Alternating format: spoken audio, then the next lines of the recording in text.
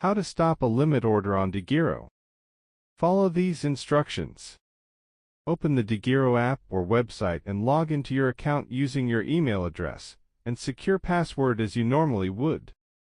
After logging in, go to the bottom menu or dashboard and tap on the Orders tab to view all your current, pending limit orders. Scroll through the list of open orders and carefully find the specific limit order you wish to cancel or edit from your portfolio. Tap on the selected limit order to open its detailed view, which will show its price, quantity, and other trading information.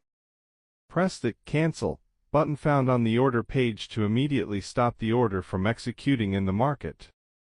Confirm your action by selecting Yes or Confirm when the cancellation pop-up appears to complete the cancellation process.